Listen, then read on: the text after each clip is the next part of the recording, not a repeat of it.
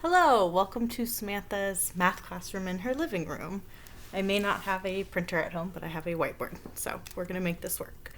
The part of the first lesson that I want to look at with you on solution points is this idea of what a solution point is. When we say solution point, we're talking about two things. The first thing is we're talking about any point that lies on a line. So for example, if I were to graph this line, all those points you make when you graph it are all solution points. What a solution point does, though, is this idea of satisfies the equation. That is just a fancy math way of saying if you put the point into the equation using substitution, when you do that, it gives you something that's true. So think back to when we were checking our answers for equations. When I say gives you something that's true, I'm talking about like if you substitute and it ends up saying like 10 equals 10, that would be true. If it says 5 equals 5, that would be true. If it says 10 equals 5, that's not true. So solution points, if you substitute them into the equation, will give you something that's true. So for that first part, that very first example, it asks you to check to see if both of these points are solution points. The way you do that, you could graph this line and see if these points are on the line, or if you don't want to graph it, you can just use this idea of checking to see if it satisfies the equation.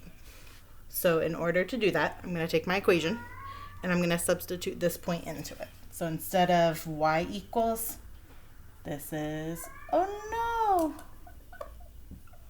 give me 1 second.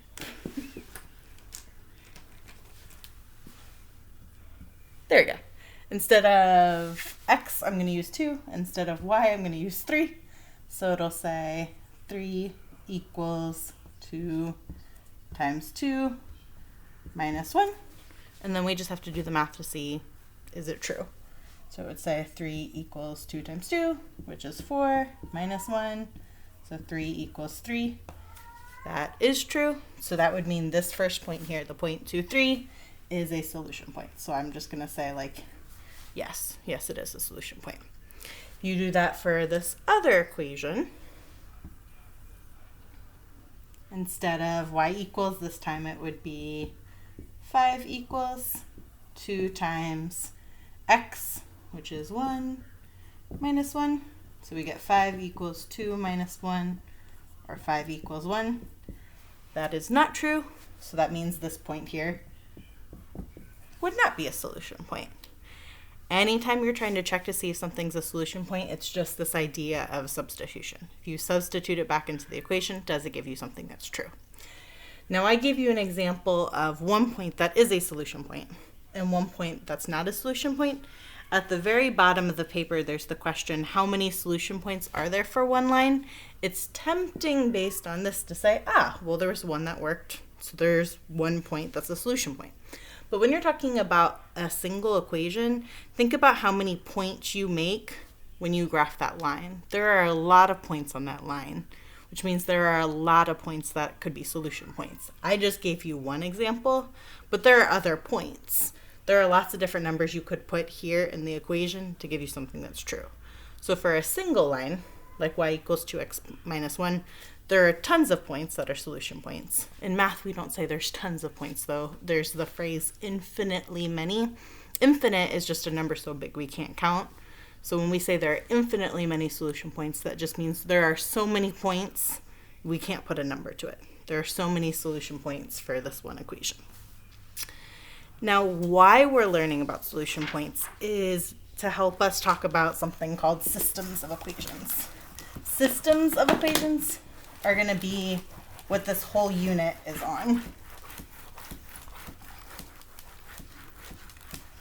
When I talk about system of equations, that's what's going to be on the second page. A system of equations is just two equations that you're looking at the same time.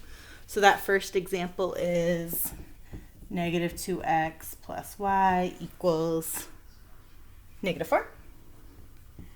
And y equals negative 3/2 x plus 3. When we say something is a solution point for a system of equations, it means all the things I just said, but for two equations now. So we said before a solution point is any point that lies on the line. A solution point for a system would be a point that lies on both lines.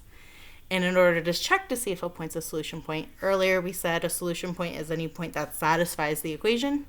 So a solution point for a system would be a point that satisfies both equations. So for example, that first one I asked you, is the point 2, 0 a solution point? The way you would check it is the same way you did before, just twice now, one for each equation. So if we checked it in the first one, it would be -2 times 2 plus 0 equals -4. Well, -2 times 2 is -4, plus 0 equals -4. So we get -4 equals -4. That tells us that this one point here is a solution point for the first equation. Means if you were to graph that first line, this point would be on the first line. We said to be a solution point for a system, though, for both equations, it needs to work for both. So it's not enough just to check the first equation. We're going to do the same thing with the second equation. So giving myself some room. For this equation here, instead of y equals, it'll say 0 equals -3/2 times 2 plus 3. Now this one's a little more fun because we get to multiply a fraction. It actually helps when you're multiplying fractions to make both of them look like fractions. So instead of saying times 2, I'm going to change it to say times 2 over 1.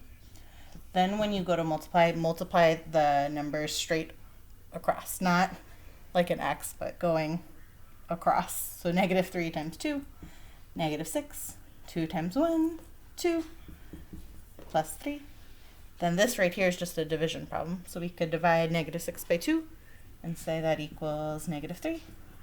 And -3 plus 3 gives you 0. So that means that solution point also worked for the second equation.